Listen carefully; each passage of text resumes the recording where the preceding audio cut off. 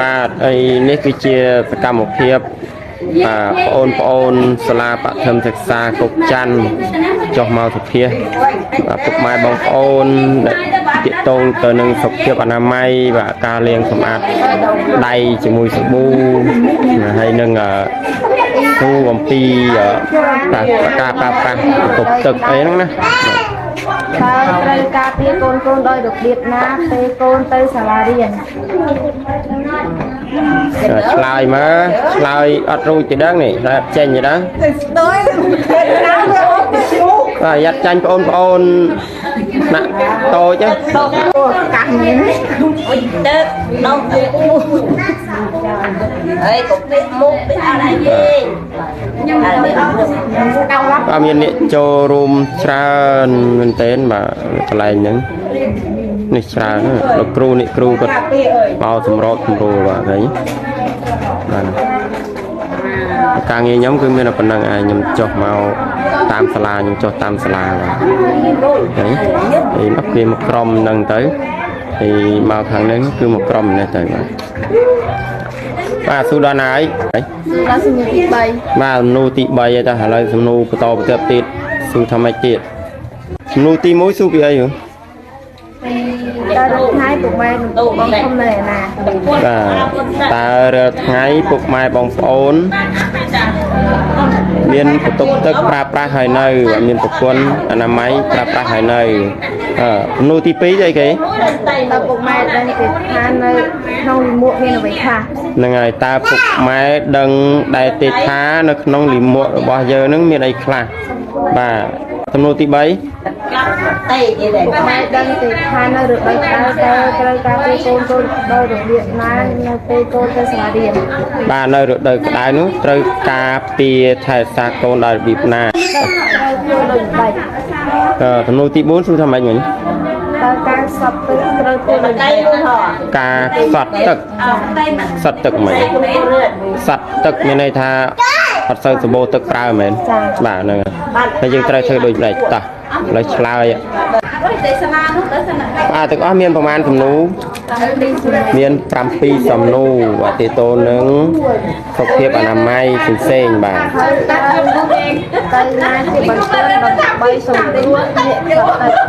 នេះទី5ទី5គឺថាម៉េចទី4ទី4តើហើយត្រូវទៅណាជាបន្តដើម្បីសង្គ្រោះអ្នកខ្សត់ទឹកណាពេលដាក់ករូចូលជាតិទឹកទៅទីពេលដែរមានបំពេញចាំចូលទៅចូលក្នុងក្រាស់អូនោះ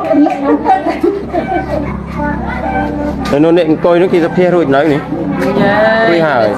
ទីឆ្លើយចេញហ៎ចេញខ្លះអត់ខ្លះឆ្លើយត្រូវខ្លះអត់ខ្លះឆ្លើយត្រូវបានវឿនអត់នេះមកសភានេះមានវឿនឲ្យគេអត់នេះ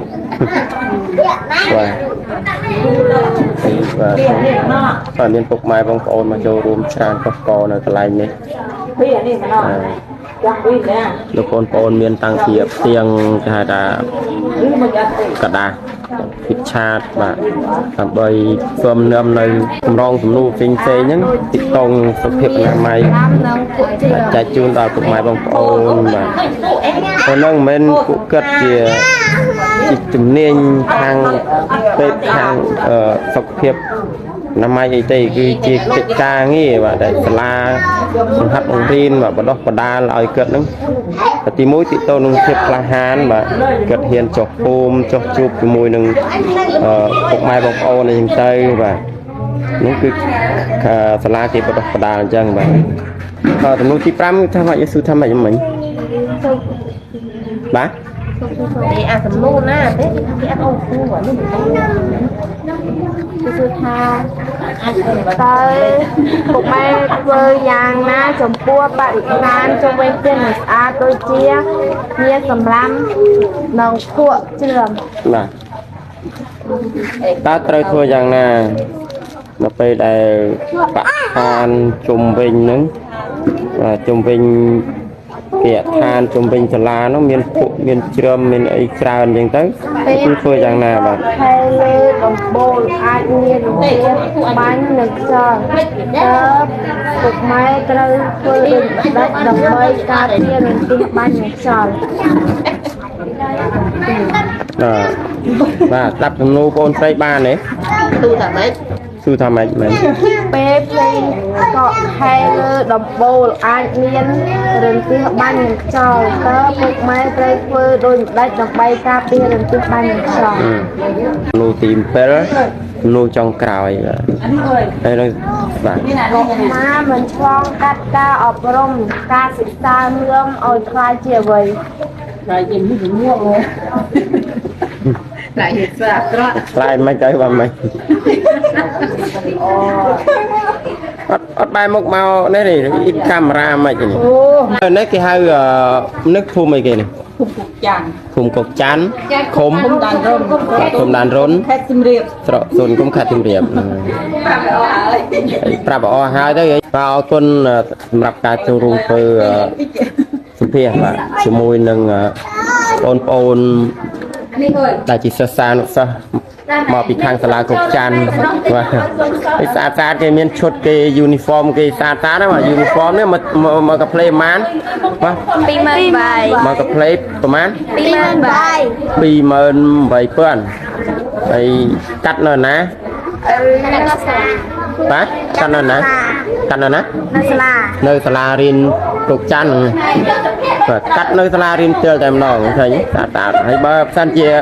ពុកម៉ែបងប្អូនចង់បានយូនីហ្វមស្អាតៗអញ្ចឹងទាក់ទងមកសាលាកុកច័ន្ទនេះហើយសរសើរសាលាកុកច័ន្ទនាយកសាលាកុកច័ន្ទមែនទេបាទគឺប្រកែដឹកនាំបានល្អបាទប្រចាំសាលាហើយថ្មីនេះដូចជាមានការធ្វើសាងសង់នៅបណ្ណាល័យសម្រាប់បាទដាក់នៅឯកសារផ្សេងៗសម្រាប់ឲ្យបងប្អូនដែលជាសិស្សានុសិស្សនោះគិតចូលអានចូលមើលតែអត់ទាន់ហើយទេពុកម៉ែបងប្អូនកំពុងតែសាងស្ថិតនៅក្នុងការសាងសង់នៅឡើយបាទអត់ទាន់ហើយទេណា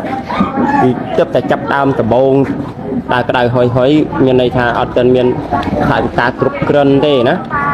គឺអត់មានថវិកាគ្រប់គ្រាន់ទេពុកម៉ែបងប្អូនបាទបើសិនជាពុកម៉ែបងប្អូនណាមាន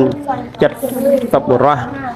ហើយតាកតងមកខ្ញុំបាទផ្ទាល់ក៏បានហើយតាកតងមកនាយកសាលាក៏បានបាទទៅនាយកសាលាកុកច័ន្ទផ្ទាល់ក៏បានបាទហើយចង់ជួយចូលរួមឧបត្ថម្ភថវិកាដើម្បីកសាងបណ្ណាល័យនឹងអាចតាកតងមកនាយកសាលាក៏បានតាកតងមកខាងលោកគ្រូនិគ្រូនៅដែលប្រហាត់បរិញ្ញានៅសាលាកុកច័ន្ទផ្ទាល់ឬក៏តាកតងមកខ្ញុំបាទផ្ទាល់ក៏បានដែរខ្ញុំបាទនឹងឧស្សាហ៍ចុះតាមសាលាដែរហើយនេះសុភារួចនៅនេះរួចហើយ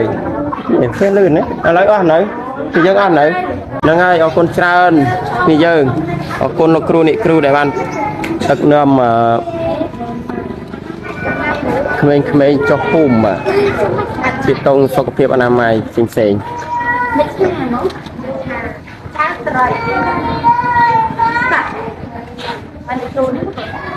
តែវិញចូលត្រង់ចូលណានេះមិនខំទៅអី